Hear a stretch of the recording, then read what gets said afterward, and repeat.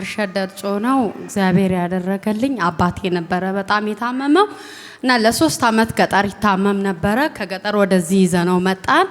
ገስታውስ እዛኛው ግቢ ነበር የዛሬ 3 ወር ያስገባ ነው እና ሐኪም ቤት ወስደነው ጣፊያው በጣም አብጧል ከመጠን በላይ አሉን እና የልብ የደም ዝውውር ቱቦዎች ተቋርጠዋል ማለት የመርጻት አቅማቸው እንትን ብሏል ብሎ አስም ነበረበት።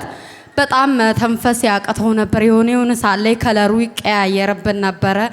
ከፍተኛ ደም ማነስ አለበት፣ ደም ያስፈልገዋል ተብለን ደምን ፈልገን በሰዓቱ አተን ነበረ እና ገስታውስ በሰዓቱ ይዤ ገባውኝ። እግዚአብሔር ገስታውስ በገባን ጊዜ ከዚህ በኋላ ያለ ጊዜ ላንተ ያማረ ይሆናል፣ አትሞትም። እግዚአብሔር በሐዋርያው በኩል ተናገረው። ምግብ ራሱ አይበላም ነበረ። በጣም አጥሚት መጠጣት ይከብደው ነበረ።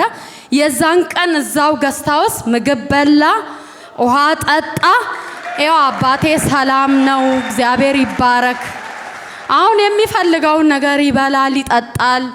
ሁሉንም ነገር አተነፋፈሱ ሁሉ ነገር ሰላም ሆኖለታል። ከለሩ ሁሉ ተመልሶ ሰውነቱ ተመልሶ እኛ ራሱ ጌታን አመስግነናል። ብዙ ነገር ነበረ በዚህ ገስታውስ ለማምጣት ስንል ወደዚህ እንዳናመጣ ብዙ ቻሌንጆች ነበሩ። ከኔ የበለጠ ደግሞ ባለቤቴ ነው እዚህ ዲያቆን ነው የሚያገለግለው እና ተወራርዶ ነው ያመጣው። እናንተ ብዙ ብር ወጥቷል፣ በጣም ብዙ ብር በሕክምና ጨርሰዋል። ብዙ አይነት መድኃኒት ወስዷል፣ ግን ምንም ለውጥ ሊሰጥ አልቻለም። ከዛ ከወንድሜ ጋር ወደኔ አመጣንና ገስታውስ እናስገባአልን ከባለቤቴ ጋራ ተስማምተን አመጣን። የዛን ቀን በልቶ ማያውቀው ምግብ በላ። ወገኖቼ ለዚህ ፈውስ ማዋጮ ያላደረገ ሰው ካለ ለናዝሬቱ ኢየሱስ ከፍ ያለ እልልታና ጩኸት ይሰጣል። እያለች ያለችው የልብ ቱቦ ጥበት የተነሳ ደም መርጨት ስለማይችል ኦሬዲ ያለው አማራጭ አንደኛው አማራጭ ሰርጀሪ ማድረግ ነው። ሁለተኛው ግን የልብ ንቅለ ተከላ ነው የሚደረገው። አርቲፊሻል ልብ ነው የሚደረገው። እሱ ብቻ አይደለም፣ ጣፊያው ተበላሽቷል፣ አብጧል። እሱ ብቻ አይደለም፣ የሚገርመው ነገር ምግብ መብላት አይችልም፣ አስም አለበት። በዚህ ሁሉ ጭንቅና መከራ በሞትና በህይወት መካከል አንድ እርምጃ ቀርቶ ያለ እግዚአብሔር ጣልቃ ገባ እንዳለ ተወራርዶ ባለቤቴ ተስማምተን አባቴን አመጣን። እንደዚህ ያለ ከዚህ ጊዜ በኋላ ያለው ያንተ ህይወት የስቃይ የመከራ አይደለም፣ ተፈውሳል፣ የደስታ ነው አለ። እዛው ግቢ ሳይወጣ ምግብ በላ፣ ራሱ መራመድ ጀመረ፣ ራሱ ተነስቶ ሄደ። ዛሬ ፍጹም ሙሉ በሙሉ ምንም በሽታ የለም ይላል። ኧረ እባካችሁ ለናዝሬቱ ኢየሱስ ለሥራ ባለቤት ከፍ ያለ እልልታ፣ ጩኸት፣ ጭብጨባ። ባህሪ አልፎ ለሚሰራ ለሰማይ አምላክ እግዚአብሔር ክብር ለዘላለም ይሁን። ቆይ ከምንድን ነው ንገረኝ እስቲ። ከጣፊያ አንድ ደም አጥቷል። ኦሬዲ ደም ያስፈልገዋል ሰውየው። ደም የለም ውስጡ፣ ደም ያስፈልገዋል። ሶስተኛ ልቡ የደም መርጫ ቱቦ ጠቧል። ስለዚህ ደም የመርጨት አቅሙ ደካማ ስለሆነ ያለው አማራጭ ወይ ቀዶ ጥገና ነው ለማስፋት፣ ካልተቻለ ደግሞ ንቅለ ተከላ፣ ከዛ በባትሪ የሚሰራ ልብ መትከል ነው። ሌላኛው አስም ነው። አስም ነው ከዚህ ሁሉ የፈወሰው። እኔ ወደዚህ ቦታ ላመጣ ሲነሳ ሰዎች አትውሰጂ አሉ ያለች ነበር። አዎ ተወራርደን ግን ከባለቤቴ ጋር መጣን። ራሱ እዛው ግቢ በላ ነው። እጃችሁ ከፍ አድርጉልኝ እስቲ። አሜን። እንዲህ ይሆናል። ስንት ቀይ ምልክት አልፋችሁ ቢሆን እንኳን ሁለተኛ ዛሬ ወደዚህ ግቢ የመጣችሁ እናንተ እንደሞኝ ያዩ ሰዎች ከሳምንት በኋላ ያንተን ጉዳይ አይቶ እራሱ መጥቶ ይሰለፋል። አሜን። ሶስተኛ ጌታ እግዚአብሔር ይሄንን ዘመን ያስረሳችኋል። ያስረሳኛል። እንኳን ጌታ ረዳ።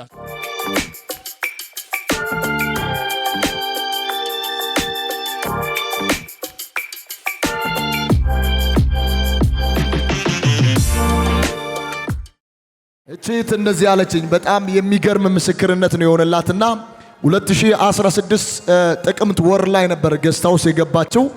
ገስታውስ በገባችበት ሰዓት ላይ አባ እንደዚህ የሚል ትንቢት አመጣላት።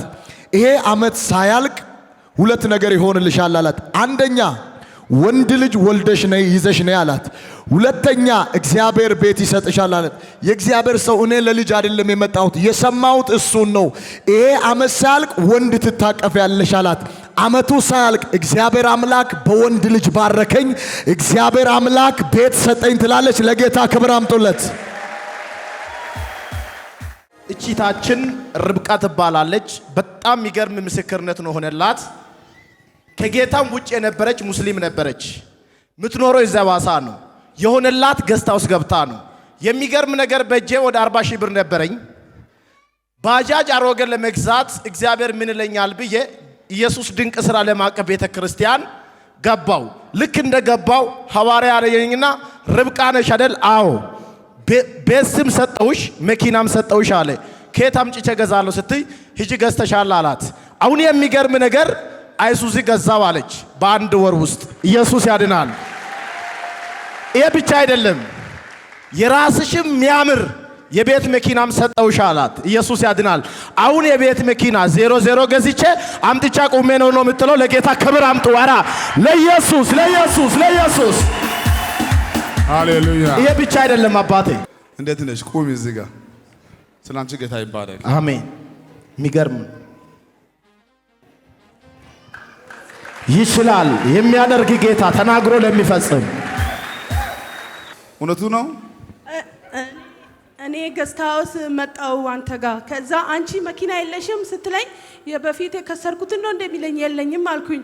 ከዛ ሆነልሻል አልከኝ። ወዲያው ሳምንት ሳይሞላ መኪናው ገዛው። ወዲያው አሁንም ሳምንቱ ላይ ሮብ እንደገና የቤት መኪና ገዛው። ሁለቱን ሳምንት የቀረውት የነሱን ጉዳይ እየጨረስኩ ነው። አሁን ሌላ ማዘሻል። አሁን ደግሞ ሌላም አይዞሽ ይጨመርልሻል። ለጌታ ክብር አምጡ። ኢየሱስ ያድናል። ኢየሱስ ያድናል። እሷ አባ ስትነግረኝ እንደዚህ ነው አለችው። እግዚአብሔር ሰው ለኔ መንጃ ፈቃድ የለም ምንም የለም መኪና ገዛለሁ የሚል ሐሳብም የለኝም። እሱ የእግዚአብሔር ሰው እንዳየኝ ሂጂ መንጃ ፈቃድ አውጪ፣ ለባለቤትሽም ንገሪ፣ ለሱ መኪና ይመጣል፣ ላንቺ መኪና ይመጣል። እግዚአብሔር ባርካቸዋል። አሁን መንጃ ፈቃድ ላወጣ ተዘጋጅቻለሁ። ሶስተኛ ለማምጣት ተዘጋጅቻለሁ። የሐዋሳ ቅዱሳን በሐዋርያ አልፎ ለሚሰራ ጌታ በጌታ ቆማችሁ በእግራችሁ ቆማችሁ ድህነትን ለሚሰብር ጌታ ኧረ ለኢየሱስ ክብር ይሁንለት።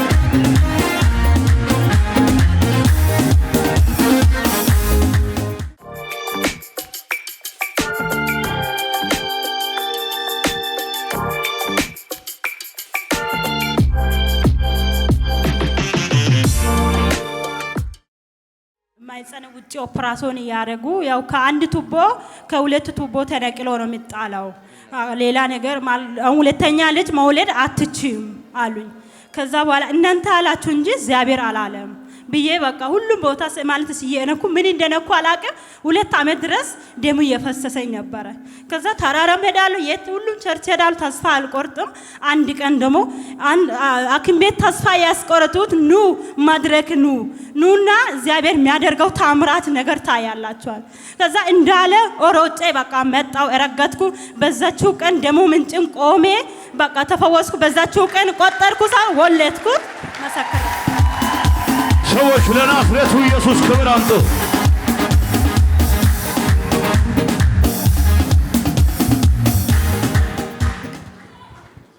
አሁንም ለውጥ የለውም። ምንን እንደነኩ አላውቅም ነው ያለችው። መጀመሪያ ምንን ሰርጀሪ ሲሰሩ ምንን እንደነኩ አላውቅም፣ ያለ ማቋረጥ ለ2 ዓመት ሙሉ ደም ይፈሰኛል ከማህፀኔ።